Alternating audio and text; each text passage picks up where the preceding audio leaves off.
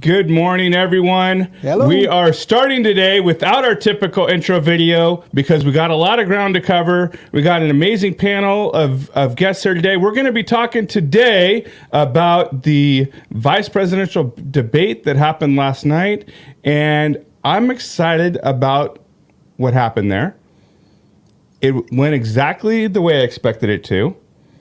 Vance completely obliterated and destroyed Walz.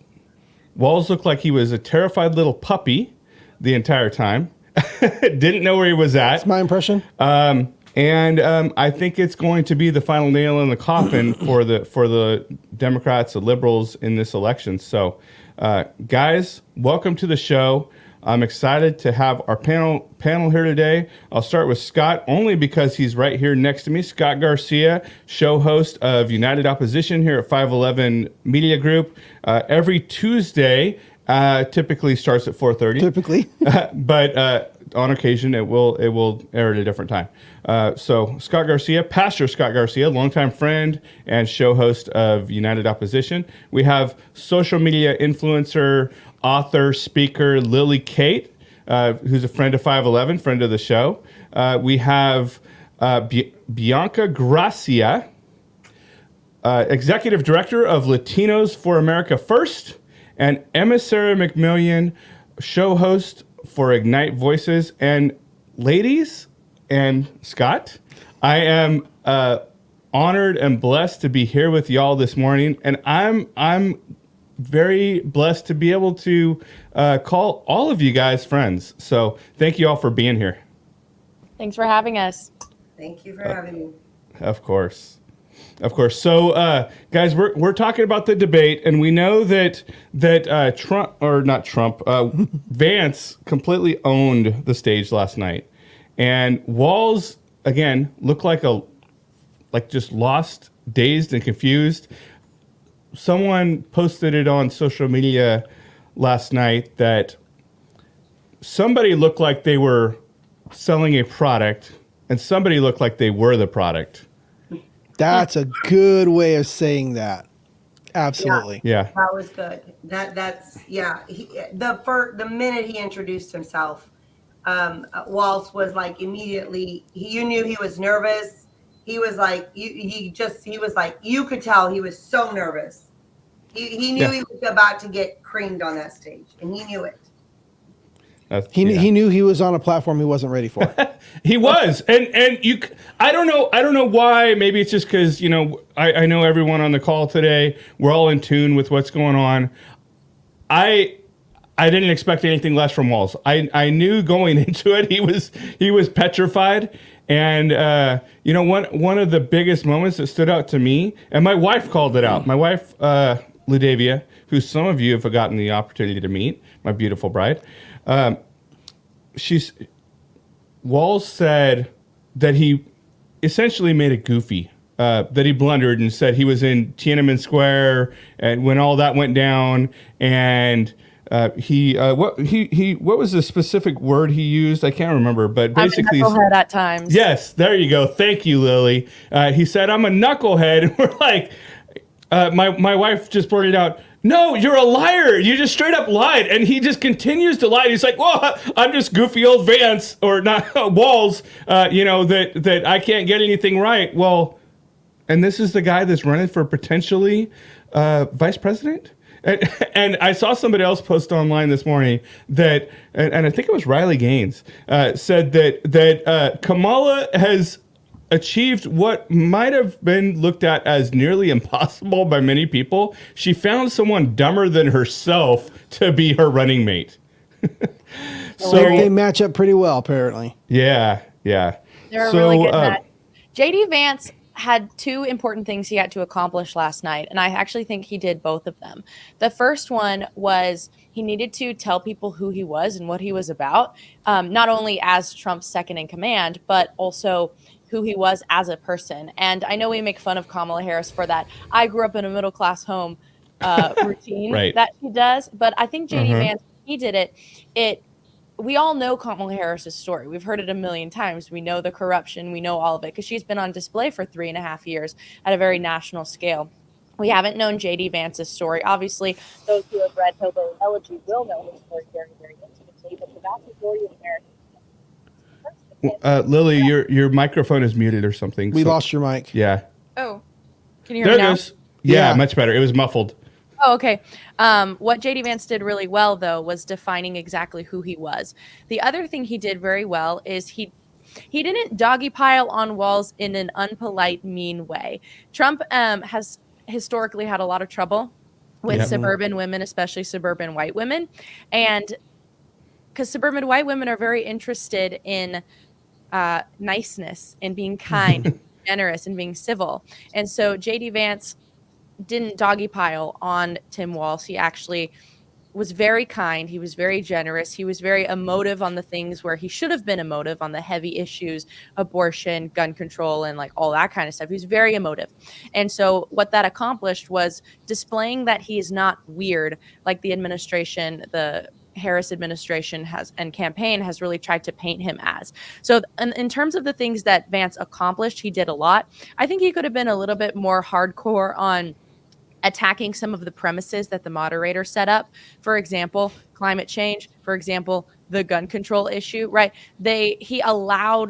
He decided to allow them to set up the court in which he would play, and he did it very, very well. But I think he could have been a little stronger on attacking some of the radicalism of the questions. Tim Walz's goal last night was really to just not completely fall apart. But as we know, those images are circulating Twitter, and they're not going to stop anytime soon. You can imagine that the Trump team, the ad team, is working overtime to create these amazing ads that we're going to probably start seeing any second now. But we know that Tim Walz, he accomplished his goal, sort of. There were definitely some blunder moments. He was able to pull it together a little bit toward the end, but he didn't have a super strong performance. Yeah. Well, going off of what you said, I think JD Vance did not at all come off as a bully. No. And no. and that was really important to not look that way. Well, I think there was a few things that I specifically noted last night, and I'm glad you said it, Lily. Was JD Vance, in his opening answer to his first question, he said, "Hey, for y'all who don't know who I am, let me tell you a little bit about myself. And by the way, if y'all haven't seen Hillbilly Elegy as the movie, and it's a great book, Lily's read it. I haven't read the book, but I watched the movie. I watched it on a plane. Phenomenal movie, and I had my wife go watch it. It was a real tearjerker, also. And you got to check it out, Scott, if you haven't seen it. It's about his family. It is, and he truly did come from not just a middle class, I would say even a low income family that people can relate to. And he went from essentially the bottom rung of society to what I think is among the top rungs of society. But he showed true leadership last night by the way he addressed, by the way he owned the room. And something, if y'all maybe turned it off before the end or right at the final question, one thing that I noticed was Vance made a point. He approached Walz and was a gentleman. He shook his hand immediately right away. He went over to their wives both came on stage. Yeah. He kissed his wife, which I thought was great. Walz did not. And that means a lot to me. Yeah. He made a point to go over to the moderators and shake their hands, even though they were trying as hard as they could, and they did a moderately decent job at hiding their bias. But being on CBS, we know clearly was biased. But I think Vance did a phenomenal job showing that leadership and showing what a gentleman could be. And there was, I said Walz, didn't I? Vance. I noticed that somebody posted on social media about Walz this morning. I think it was in a news article, might have been Daily Wire. They said they described Walz as equating him to a dial-up modem that was buffering, trying to figure out what he was going to say. So, Bianca, what did you think initially, just kind of overall as a whole? Well, thank you. I thought that Vance overperformed. I thought he was better than I expected. I knew he was going to be good, but he was better than I expected. And I actually was saying earlier before we got on the show, I knew that Walz was not intelligent. I didn't know how not intelligent he was. He called himself a knucklehead on national TV. Knucklehead, well, nobody wants a knucklehead at all to lead this country. No. He called him. Oh, he admitted. He's like, oh, I don't know federal law. So he looks over at JD like, can you help me out here? Give me the answers. Yeah. I'm like, oh my God, you don't know federal law and you're running for vice president, who, if something happened to Kamala, you'd be the president. And you haven't studied up on what the law is and what you can and cannot do. And so he admitted these things, and then he said, like, when we're talking about the abortion issue, and you talk about, Lily Kate, when you talk about women and the suburban women and an abortion issue that is important to apparently women, right? It's not important to me because I already know where I stand, but obviously other women. But basically, he was like, mind your business. That's what that law is called. It's called mind your business. And I thought, well, that's not, I was like, oh my God. Like, I think that I could just imagine, we heard stories about Hillary Clinton throwing furniture around the hotel room when she lost in 2016. All I could envision in my head is that Kamala was somewhere in the back end and she's like probably yelling at the TV going, you moron, you idiot. She's probably throwing things around like, why did I choose this idiot? And so I'm going, what a disaster. Like, what a disaster. It's an embarrassment. And people were trying to like, oh, he's trying to be like he's one of the people. I'm sorry. When you're running for vice president and president, you're no longer I'm relatable to the people. We are looking for someone who is going to lead this country, because right now we have wars that are breaking out, overseas, and we don't even have a president. There's no one actually running the country. We have a president who's out there sleeping on the beach, and this other one who's gallivanting, ignoring the media, gallivanting across the country in the vice president, jet. So, it is a disaster. We're a laughing stock. And so I was very, very proud to see that JD Vance, and he was, it's not, I don't want to say he was like so politician, but he was just clean, concise on his answers.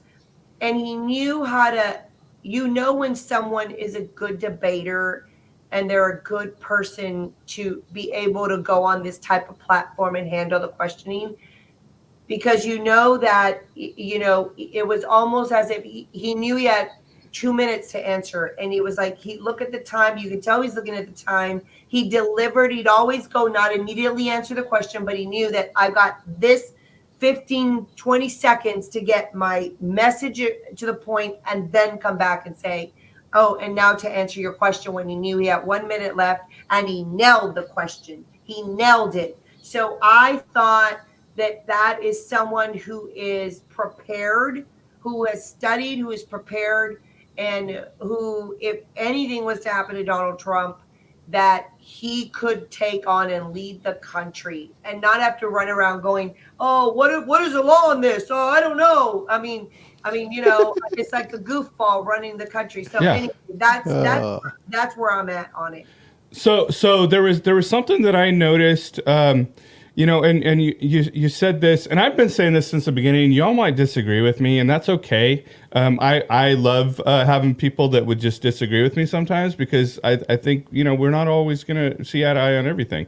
But I've said since the beginning that Kamala, the reason they lifted her up was because she's almost a throwaway candidate. And I see Walz is just the same. It's like, hey, we know we're going to lose this, like the last 4 years have been so terrible. We know we're going to lose this election anyway. Let's just throw them to the wolves, because, we don't got anybody to put up. And I said to my wife last night, I said, I can see Vance absolutely in 4 years from now stepping up and taking over that leadership role.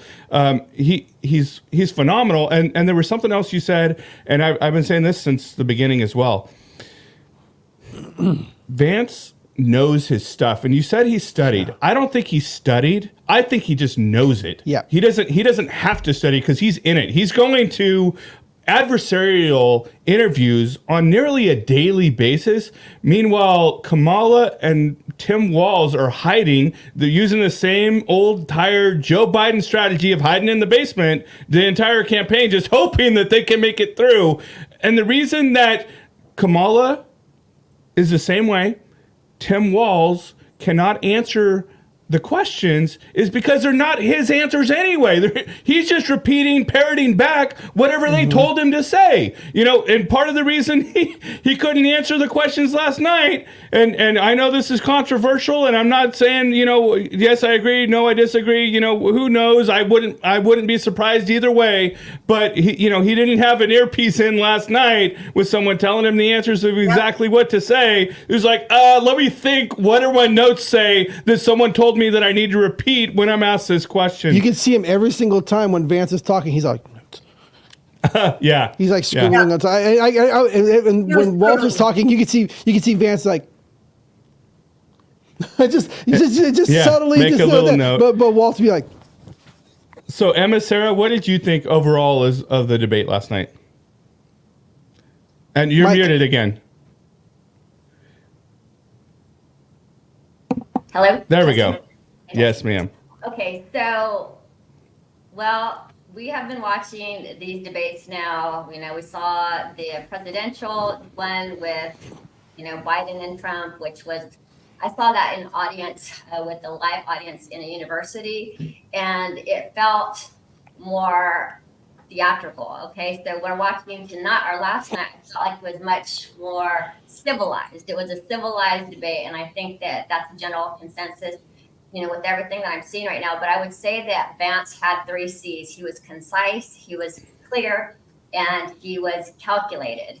And I think that calculation that he had isn't necessarily diabolical. I think calculated means that he was thinking before he spoke. And I think because he didn't have to think so hard about what he had to say, or he didn't have to think so much about the information, because like you guys were saying, it's tucked down within him. He actually knows what he's talking about. He wasn't, this is just my perception, is that he wasn't having a whole bunch of different ideas running around in his head. So he could be clear and concise because he knows everything at a drop of the hat, so that he's able to file things, use them when necessary. And what I also appreciated about Vance is that he held his ground. When Trump was being, when he was in the debate and the moderators were coming out and fact checking him, he wasn't really seizing that moment to, speak his voice in a way that he was, Vance very clearly, when the moderator came in and fact checked him, I love that he called her on it. I love that he stood his ground. Love that he did not get emotional about it. And what he did instead is he called the moderators out, because, they made an agreement that we didn't know. I didn't know about it until he said it. He said, well, since we made an agreement that we were going to get fact checked, and since you guys broke your rule, I'm going to break your rule right now. And if you didn't notice, the moderators actually had to give him a little time because they just got called out on the fact that they broke their own rule. So I love that he's paying attention to the rules. He's utilizing the rules in his benefit. That's power. Okay. So that's strength under pressure. So I love that Vance had strength under pressure. And now when it comes to Walz, let's go ahead and look at a couple of things that he said. Now he said, this is we know what his whole thing is, mind your own damn business. Okay. That's his whole, that has been his quote. Well, I would have this to say to Vance: if that is so, your quote, mind your own business, then why the heck are you not minding your own business when we as conservatives want to protect our faith, when we don't want to have to do business with people that are breaking our conscience or violating our conscience? Why are you, concerned about giving our kids books that are pornographic? If you really want to see, I have to tell the audience this, if you really want to see where Vance is, go to the human rights. They just had a convention for human rights campaign. It's called the Human Rights Campaign. Go on, check it out. You really want to see where Vance stands? Go to the last night. That was just 2 men being gentlemanly. But the truth is that both of them were there for a debate that's really not going to make. I don't think it's really going to make that big a difference for those of us who are truth seekers. Okay, for those of us who are truth seekers, we're not really concerned as much about how they performed last night as much as we are about how they actually are going to be supporting laws, legislations, and the things in regards to economy border, health, etc. But I will say this is that when I went to go check out Vance out, he is so far left, and this is what's scary, and this is what I want everybody. Walz. Or I'm sorry, Walz. Okay, Walz is so scary. Thank you for the correction. Walz is so scary because Kamala was the far left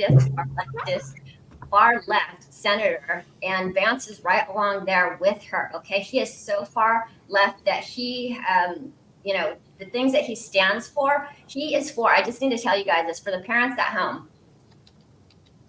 For the parents at home, and then I'll yield the mic here. But this is what I want you to know about both Kamala and both Walz. Okay, Walz, I heard him at the Human Rights Campaign. He wants your kids to have those books that conservative families are going in and taking the books out of schools because there's pornographic images that I saw that are so pornographic that I don't even want to see these images. Okay, they're pornographic. He wants to keep those books. In his Minnesota, in his state, he actually banned book banning. Okay, so I want you to know that about Walz. And then on Kamala, she is for everything that is, I'm trying to think of what, I don't want to get your video flagged here, but there are, I'm just saying right now, okay, like Kamala is diabolical. Now she is diabolically evil, but she also is the one who, for those of you who are still researching her, that she's the one that instituted the whole, gay marriage initially. She was so proud of the fact that she was a person who was, in office that actually married. Okay, when she was the attorney general, she married the first gay couple that was seen by the state. So anyway, mind your own business, Vance. Take that to yourself. Like, mind your own business for us conservatives, for those who love our freedom, for those who love our children to be protected. Mind your own business when we want to say, no, our kids are not going to see pornographic images. Mind your own business. So, Scott, I'm going to go to you because I don't think we got to you yet on your overall thoughts about the debate. Well, my overall thoughts, I only was able to catch the second half of the debate. I was picking up my daughter at 6:00, made it back at 6:30. But it was interesting because this is kind of the first political thing that I think my daughter saw. We turn on the screen and there it is, and she's 13, and I said, hey, let's watch. I want to watch this, and I was pleasantly surprised how it had not devolved yet to a shouting match or anything like that by the halfway mark.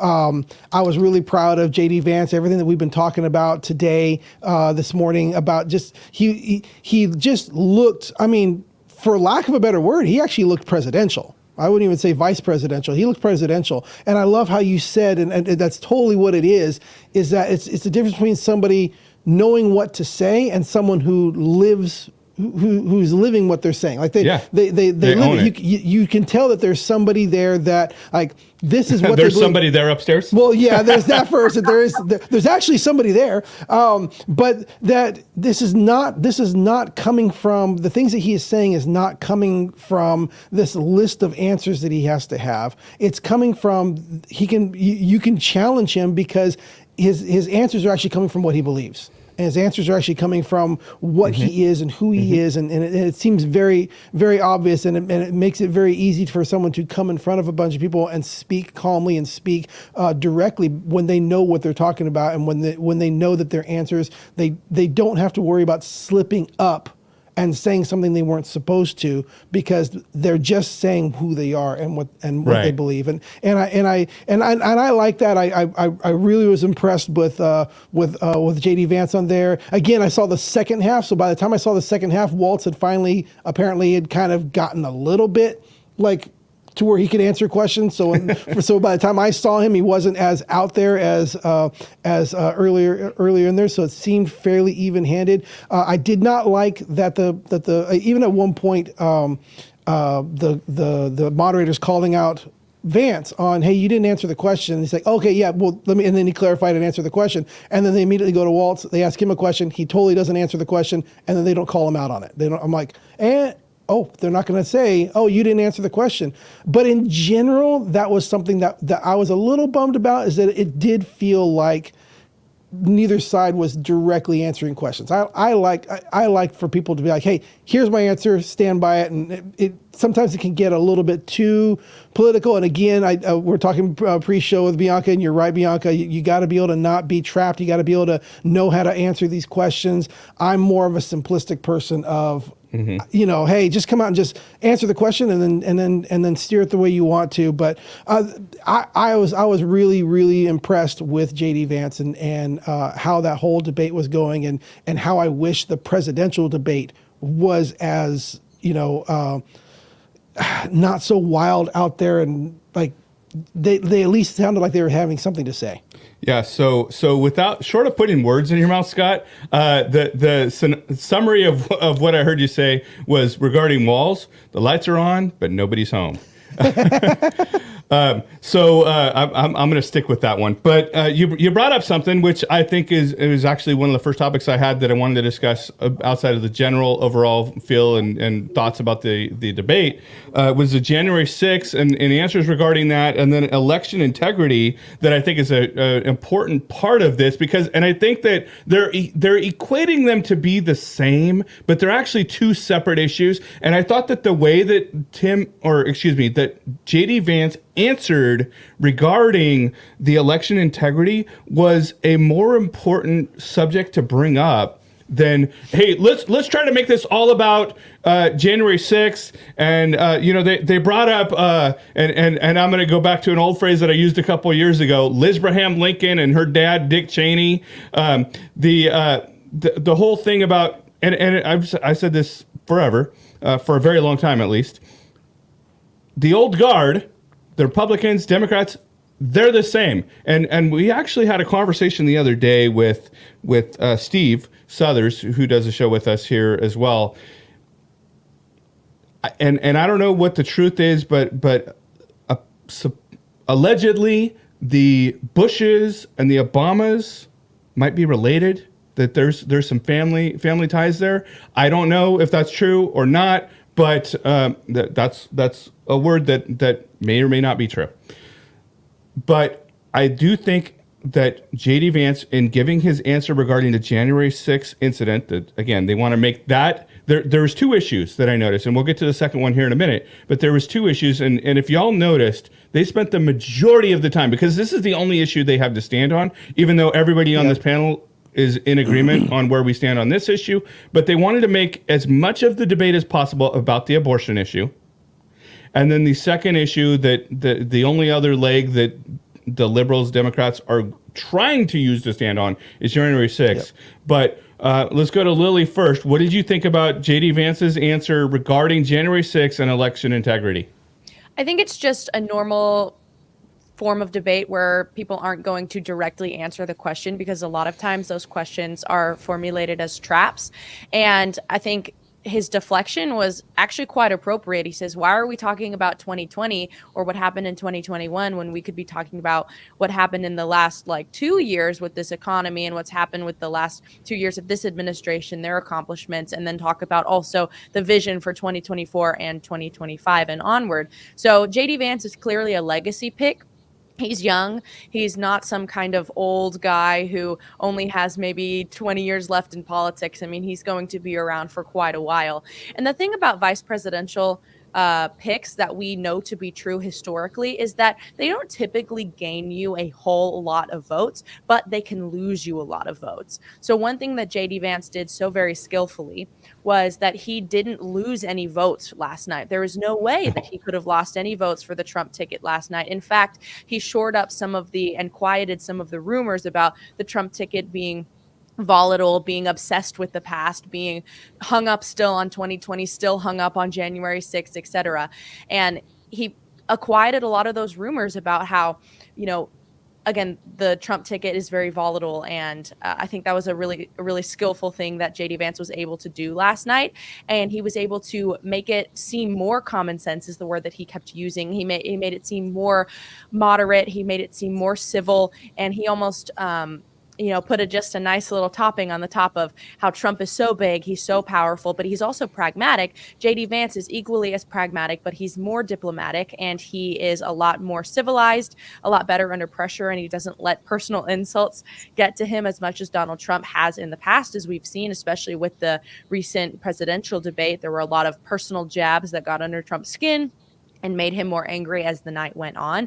JD Vance was cool, he was calm, he was collected, he was all the things that he needed to be, while also reaching out and extending an arm to a lot of the independent vote in the middle and saying, hey, we're not trying to completely ban abortion, we just think it should be a state's issue. We're not trying to destroy people's lives who are immigrants here, who may have children here or say they have children here. We are trying to deport the criminals who are actively making American cities less safe. He said, we're trying to restabilize on the world stage because that's what we did not we, but that's what Trump did in the first Trump administration. Is no major war started, no major territorial disputes happened, and nobody on the enemy side of any power, Iran, Russia, China, no one advanced during the Trump administration. And he says, hey, we're just trying to bring back peace on the world stage. So in a lot of ways, he reached out to that 5 to 7% in the middle and said, hey, here's what we're trying to do. Here's what we're trying to accomplish. So in that way, he must have quieted a lot of rumors. But again, did he gain a whole bunch of votes? I'm not sure about that, but definitely has quieted a lot of rumors about the Trump ticket. So, and Darius, when you get a chance, bring the senator onto the show as well. So my personal thoughts on this was, Lily, that Vance actually did gain votes. I think there's a few people, a handful of people. I don't think there's a large swath of people that are undecided. But I think that some of the undecided people that he did gain votes. But I think that one of the most important things that he did, and he emphasized this over and over and over again, was that he made the debate as much as possible about focusing on the family. J.D. Vance being a family man himself and caring deeply about American families. Yep. I think was a resounding point that was embraced by the American people. Yep. And I think he did a phenomenal job answering the question. I will quickly go to Senator Grove here, Senator Shannon Grove, who is again a friend of 511, a personal friend of mine. I was very humbled and proud to have Senator Grove in studio with us this 2 days ago. She had to join us late because she's a busy politician doing a lot of things that's going on. But Shannon, welcome to the show. We were just sharing our thoughts earlier about what we thought of the debate overall, and then we were just going to now answer the question, what did we think about J.D. Vance's response regarding January 6th and how he broadened the topic to talk about election integrity in general? So would love to get your thoughts overall as well as regarding that issue, Senator. Oh, yeah. Thanks, Mike. And thanks for letting me join in between meetings this morning. So I appreciate it very much. Sorry, I'm from my car in a parking lot. But, 511 Media does a great job. I love what you guys are doing. It was my honor to be on the other day. And I thought J.D. Vance last night, it was like a mic drop for his whole performance and what he did. He addressed, like you said, he spoke directly to families that are sitting at the kitchen table and can't afford food and can't afford the inflation cost of eggs and can't afford fuel and the loss of jobs that have been taking place under the Biden and Harris administration.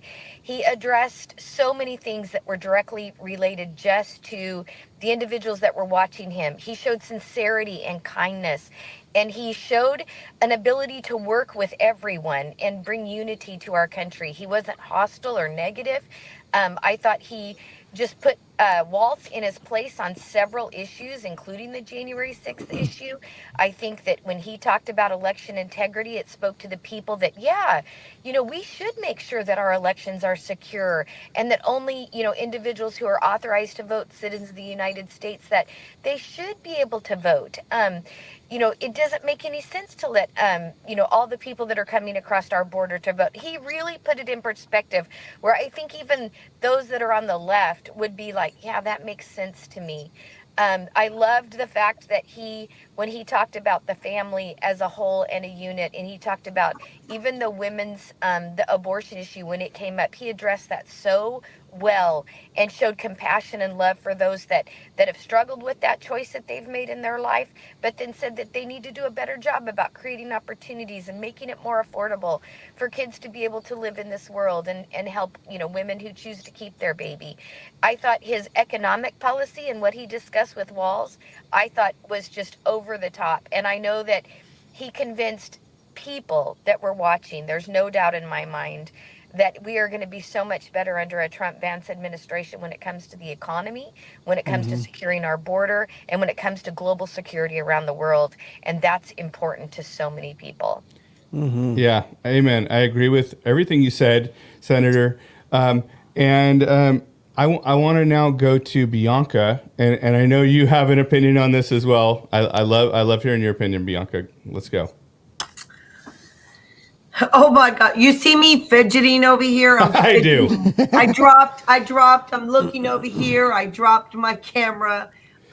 Just to let you know, I'm going live. I picked up your stream and I'm going live on my StreamYard so that we are across more platforms. So that's why I'm fidgeting. So the audience is like, who is this? What are you doing, Mike? You've got this panel. I'm like, Bianca, you're amazing. We love you. Thank you for that. But you look nothing listen, like Walz did last night fidgeting.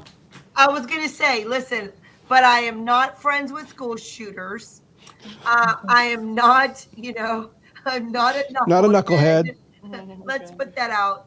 And so anyhow, so that's what I was doing. So sorry for all the distraction. You know what? I think that, I was actually having a conversation with some friends yesterday in the Hispanic community about the numbers that are needed to win. And, there's so much talk about the Hispanics shifting over to conservative values and voting conservatively and the amount of support that President Trump has. But one of the things that I said is where he doesn't have support is the women. And I actually was even talking to my own pastor about this. And I said, look, pastor, he's not doing well with, and Lily Kate brought this up, with the suburban women, this Trump Vance, ticket, when they do the polling, they're not doing well with women, number one. But when you look at the numbers of Hispanic women, they're not doing well at all. It's even digging deeper, but they don't do well. And I think this was a perfect opportunity for Vance to show this administration will be and how they really care about the issues. And Vance was able to take this back to things that the Hispanic community is looking for. Stability, looking for being able to afford groceries, feed their children, send them to get a good education. Buying a home is very important instead of renting or leasing. And so, affording the gas. Those are table conversations that are much being had in Hispanic households. Jobs. And Vance was able to really, really come down to that level and really, really get the message out to American people and specifically on the things that the Hispanics, I think are looking for. They're looking for stability. They're looking for a good quality of life. They're not looking for chaos. They're not looking for division. They're looking for someone who's going to give common sense solutions. And JD Vance was able to tie in and deliver a message of what we had with Trump in 4 years in comparison what we've had in the last 3.5 years. And he was able to get that message across. And I think that, when it comes to Hispanic women, and I'm saying Hispanic women, the reason I believe that Trump isn't doing well with the Hispanic women, not me. Obviously, I've been supporting him as co-founder of Latinos for Trump. Obviously, I could see past that. But I think that I was talking to my pastor last night. I said, think about it, pastor. Hispanic women we are taught from our fathers that, we need to be independent, that, we're not supposed to depend on a man. we are supposed to, obviously, we are taught that, obviously, get away from rapist or chauvinistic male, or, you're taught not to really like the guy who's just so, noxious, right? So I think that Hispanic women, what they have painted Trump to be in the last 8 years is they have painted him to be this egotistical, chauvinistic. They think about it. The women on The View, all they do is bash him about, oh, he's so obnoxious. Oh, and then now, all these women that Stormy Daniels and all of this, they painted him as this man that your dad has raised you to stay away from. And this is why the messaging from the Trump campaign and, now J.D. Vance, who's more soft-spoken, more put together, and he was more of a family man. And I'm not saying Trump isn't. That's not. Trump is the leader who's bold and who's not afraid to say what needs to be said. And we need that in this country. But when it comes to the women and the Hispanic women, they're like, that's the man my dad taught me to stay away from. Why would I want him as president? But they're not tying into policies. It's like, okay, but women, when it comes to the policies about our families, the protecting of our family, public safety, the guns. Listen, he talked about the guns in the school, making sure children were safe in school. But the fact that you're able to have a Second Amendment and protect yourself, those are all issues that I think that all women, but mainly for me, because I am focused on the Hispanic vote, is that I needed those talking points from someone who is level-headed, because we need that. We need the Hispanic not women. knuckleheaded. Well, we're not knuckleheads, but we needed that soft, family-oriented message about what's best for your family and the future, and the fact that you don't have to rent anymore and you're going to be able to buy a house, because this guy gets it, and he's going into administration where Trump knows how to create jobs. Trump knows how to get stuff done. He knows, and they brought this peace through strength. We didn't have wars during Trump. That's a message that we, look, 34% of Hispanics are in the military. And so we fight for this country. So the one thing as a mother is I want to know that if my son wants to join the Marines or wants to join the military, that I'm going to have a president who is about peace through strength and is not going to send my child out to go and potentially be blown to pieces because you don't know how to bring in peace through strength around the world. And so for me as a Hispanic mother, it was very important for me to hear the message again about what this administration is going to do with Trump and Vance at the helm. And I think that was where I think that it's going to help me deliver this message into the Hispanic community, but more so to Hispanic females, and saying, stop, you stop looking at Trump as your savior. Number one, he's not your savior. Jesus Christ is. He is a man who God is using to build a wall, protect us, bring in good policy. And then we have a level head, very polished J.D. Vance, who has come up with things that we can relate to in the Hispanic community. We can relate to the drug addict mom. We can relate to the grandmother I was raised by a grandmother, being raised by a grandmother. We can relate to those hardships in the barrio. We can relate to it. We're like, that guy gets it. That guy grew up like we did. Now he's going to be vice president. That's what we get. Thank you, Bianca. And I know we're getting close to the end, so I'm sure EmmaSara, if you want to comment on that, great. I would like to jump to economy because we know that the economy is one of the biggest issues facing Americans right now, and they wanted to make the debate about abortion and January 6th, when really what Americans care about, what we all care about, is the economy and security and borders. And we know that those issues have been just completely obliterated under the current administration, which the Democratic candidate is part of and trying to distance himself from, but nearly impossible. And I think that's part of why you saw Walz last night. He was like basically on his heels in defense the whole time. And especially when it came to economy, I think there was a moment it looked like to me, I was like, man, he looks like he wants to cry. But EmmaSara, go ahead and give us your thoughts on this. Oh, you're muted again. Oh, still muted. Nope. Okay, we'll give you a second, EmmaSara. Let's go to Senator Grove, and then we'll come back to you, EmmaSara. Thanks, Mike.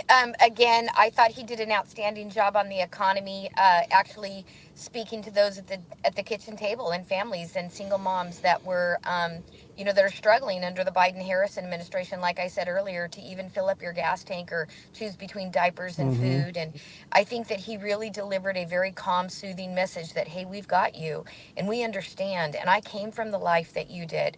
I was listening to Bianca, and I'm like, I grew up in Arvin next to the Sierras. There were 11 of them, and I was the güera, the gringa, and they used to take me down to Mexico and in the summertime. And I understand how they relate, that they want somebody that's going to let them have an opportunity to work and provide for their families, and they want access to a higher education for their children. I mean, they come here for a better opportunity, not so much for themselves, but for their kids, to establish economic security in the next generation. So I agree with what Bianca said, and I thank you for saying that. I also know that with the economy, the way that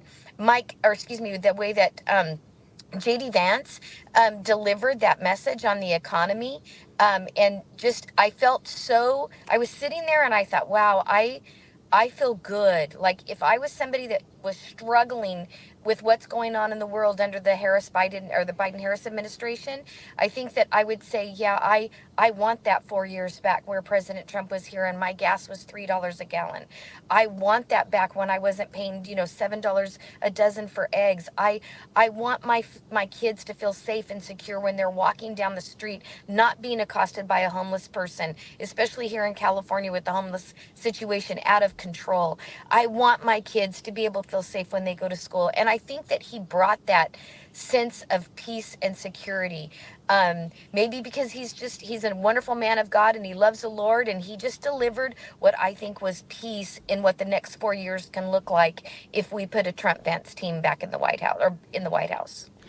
Thank you for your answer, Senator. And I actually think that it worked out well, because I know that Senator, you are actually you honored us and jumped in with the few minutes you have. I know you're going to need to go quickly, so I think that worked out with EmmaSara's microphone having a little bit of technical difficulties. But EmmaSara, if you're back, let's go ahead and jump back to you. Oh, still can't hear you.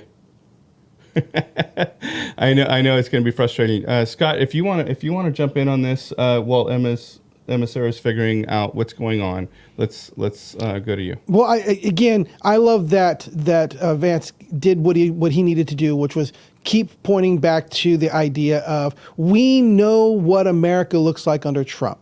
And we know what America looks like under Kamala. We've seen it. There's no hidden thing. It's not a mystery. Nobody's having to you can imagine what I'm going to do. You can imagine on day one we're going to do this. You don't have to imagine. You can see what America was like under Trump. You can see what America was like under Kamala and Biden, and the evidence is right there. But I want to go back to something that Bianca did say about the peace through strength, and that is something that I think is missed so often, in that every time every time this country has come close all the way back to the Bay of Pigs, all the way back to, you go to the 60s and the Cuban Missile. Every time this country has come close to disaster, it's been under Democratic control, because Democrats don't exude strength. They don't exude. They try to be, let's just be nice with everybody around the world. There is something to be said about the big person walking into the room and flexing their muscles. I can't do it right here. I'm trying to, but there's something to be said about the big person coming in the room and flexing their muscles that makes everybody else be like, yeah, let's not start something right now. And I think that's what happened when for better or for worse, I think the world leaders were like, yeah, let's not start anything with Trump because we're not quite sure what he might do. And it's like, yeah, that's kind of, as the person who is walking in with the person who's flexing, I kind of like the idea that nobody else in the room wants to try to start anything right now. That's peace through strength. And I was really appreciate that you mentioned that, Bianca. And I think that it shows we have the evidence right now of what America looks like under what America would look like under Trump, and what America would look like under Kamala. And I don't understand anybody can say I want to choose the side with Kamala and continue what we've been doing for the past 4 years. So awesome, EmmaSara, are you good to go now? Nope. Still not hearing you. Unfortunately. Okay, so I'm glad that we brought that up, and when EmmaSara gets her stuff fixed, I'm not sure what's going on there, but guys, forgive us. We're so sorry. That's the issue of having a live show. Thank you guys for watching, but we want to talk about now. Jump to gun control, and I know that this has been an issue in our state. I know that this has been an issue in your state, Bianca. So when it comes to gun control and the mental health issue, and I do very much personally agree with the points that Vance made regarding the mental health crisis that we've had, especially when it comes to fentanyl crossing the border and so many other things in regards to that.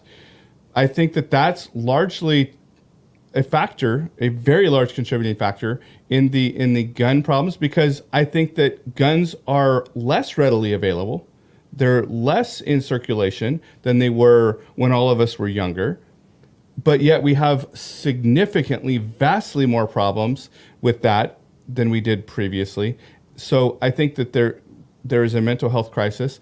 I think that that's related to drugs, but I also think that it's related to social media. So Bianca, what do you think about that particular issue?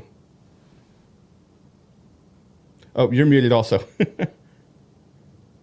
So we've been struggling, obviously, with the Second Amendment. I am for actually the Second Amendment. I don't believe in the red flag laws. I don't believe in any of that. I know, because basically even the Venezuelans and the Cubans were like, this is how it started for us. This is how socialism, Marxism starts. They go after your gun so that when the time comes, you can protect yourself from your government. And this is why it ushers in the communist regimes. And so what I think about the gun issue is, and you got to give credit where credit is due, but the person who really started to really talk about the mental issue was Robert Kennedy Jr. And so he is the one that brought not just about being healthy again, but he's really the one that's been saying, hey, I heard him when he first announced to run for office. He had a space with Elon Musk, and because remember, he was a hardcore Democrat. Like, he was a hardcore Democrat, and he was like, I'm not running as anything else. I'm running as a Democrat. And people try to warn him. They're like, they're not going to accept you. He's like, no, this is democracy, blah, blah, blah. But he was on a space, and people were asking him about the gun control, and about the shootings in the school. And he is the one that actually, I remember listening to him because I was very curious. I'm a Kennedy. I was a Kennedy person.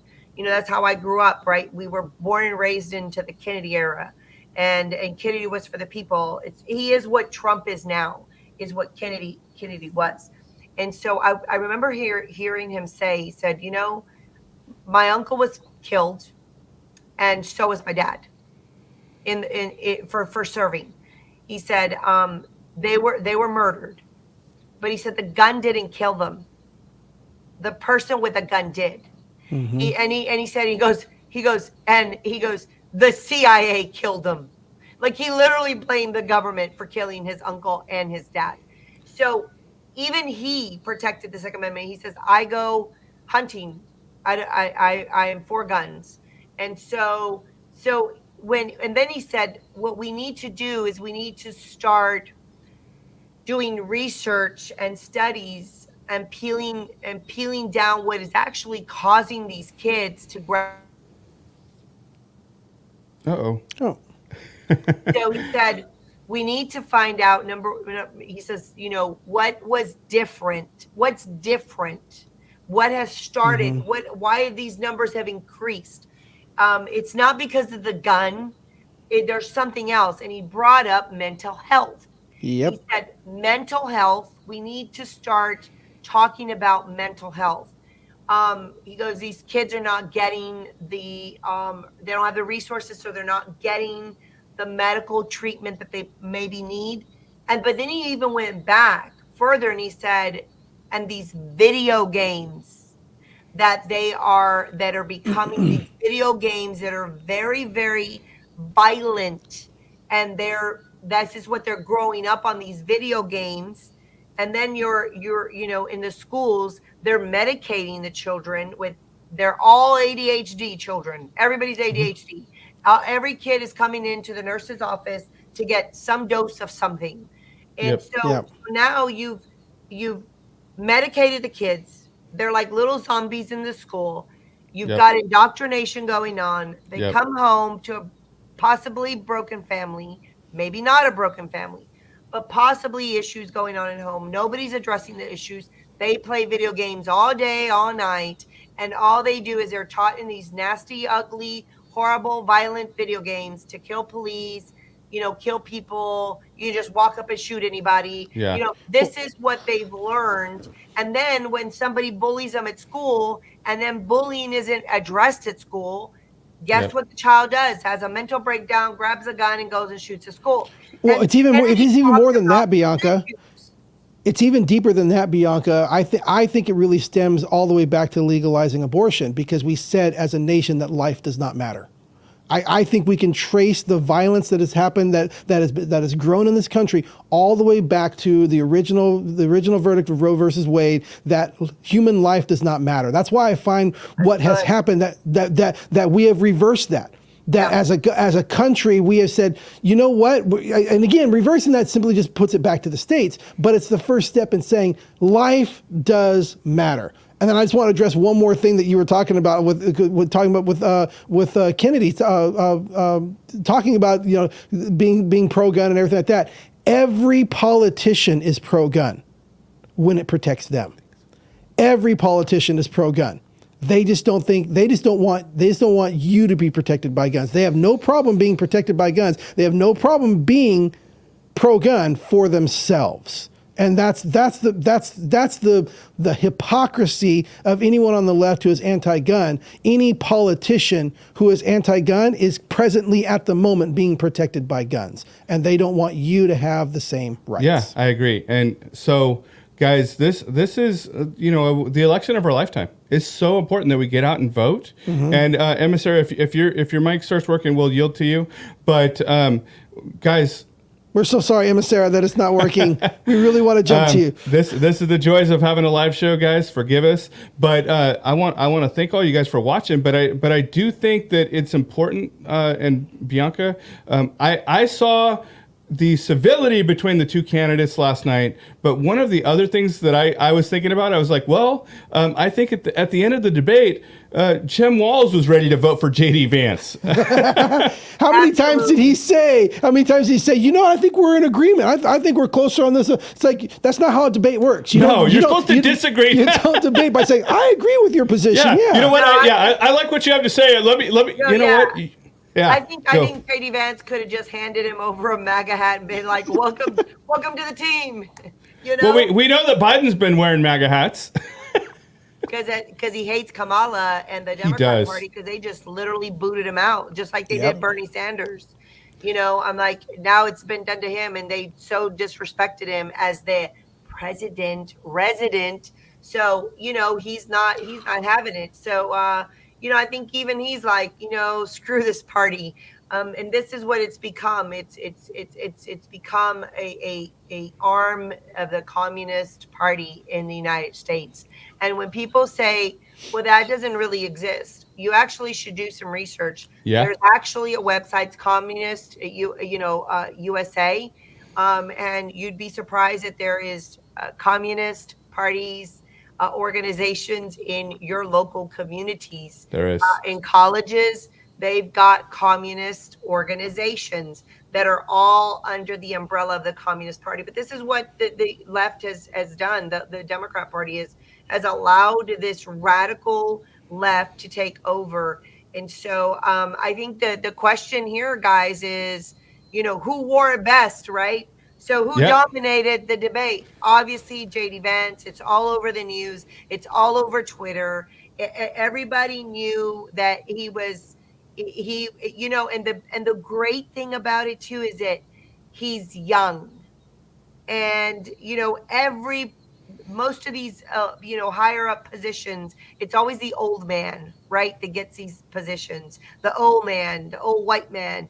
And this guy is young, and he appeals to the Gen X's, he appeals to the millennials, he appeals to Gen Z, he appeals, and the Democrats can't put anybody up like that. What do they have, AOC, who thinks that the cows and green energy and blah, blah, blah, blah, blah. Nobody wants to hear about that. I always thought, Bianca, that AOC, and I still think this, but, she's out of the news largely anymore. But I always thought that she reminded me of the idiot that you see, like, in the Man on the Street interviews. I know that's a little off topic, but that's definitely. Essentially their candidates, their policy, their what they have to offer is essentially nothing, because nobody in the country, and I don't care if you're, well, I shouldn't say nobody, because there's a small 1% or whatever, but the vast majority, way more than 50% of the country, is against communism, against socialism, and doesn't want these policies. But I think it was very evident, very clearly on display last night. But guys, we need your vote. We need you to get out there and make a stand, and not just vote, but also make sure that you are educating those around you with what's going on, that you have a voice. That's why we're here at 511, is for y'all to have a voice. So, guys, I want to, if EmmaSara wants to add a final word, if your stuff's working, we would love to hear from you, EmmaSara. We want, are you there?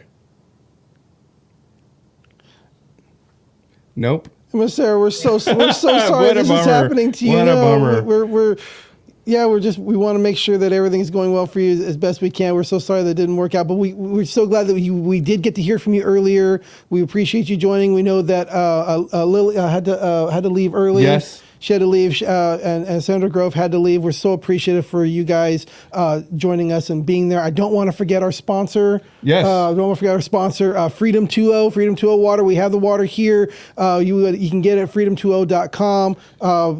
I've been drinking from it the whole show. Really love that they're sponsoring us, and really love what they're doing.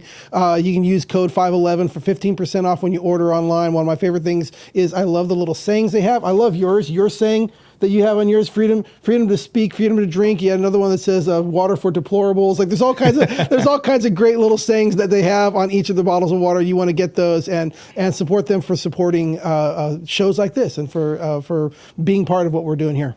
Yep. Excellent. And thank you guys for being here. Thank you, Bianca. Thank you, EmmaSara. Thank you, Lily. So, Thank you. Go ahead. Sorry, add your before final we go, word, Bianca. I have three action items Let's for go. the audience. Number one, make sure you find out, go to voteusa.org and find out when the deadline is to register voters. Please register voters locally. Yes. Knock just in your street. Make sure everybody's registered to vote, even if you just can handle your little block where you live. You don't have to invent any kind of thing. Make sure you register voters until the deadline. Second, make sure that you help us recruit poll workers. Yes. Call the local GOP, call your local clerk's office and the elections department and say, hey, we have people that would like to work the polling locations where the need is. We have Spanish speakers. Please, we need Spanish speakers. Conservative, obviously, Yes. we need to have people on our side that are poll working or doing working the polls. And then third, and poll watchers, Bianca. the last action item is we are doing a national polls to the souls. So any church, if you have a pastor or a faith leader that is, please tell them that on October 29th, Tuesday, it is souls to the polls. Commit to taking your congregation, commit to taking your neighborhood to the poll that day, and commit to that. If you have the resource of a bus, a shuttle, any kind of way to go and get elderly or people who are sick or can't really drive to the polls, make sure you get souls to the polls those are my 3 action items, guys, for the audience. Yeah. And guys, I also want to pile on and add one more thing. Here at 511, we created a resource for you specifically for this. And I don't know if you knew about this, Bianca, but we created election strategy playbook. And you guys can go get that on our website, 511media.co. And if you go to 511media.co/playbook, it's right there. But if you just go to our website, there's a pop-up. You guys can download that. And go ahead and take that down, Darius. But this will outline everything Bianca said and so much more about what you can do to make a difference in this election. So, guys, thank you for being here. Sorry about our technical difficulties. We will see you back here bright and early tomorrow. Have a great day. God bless. Bye.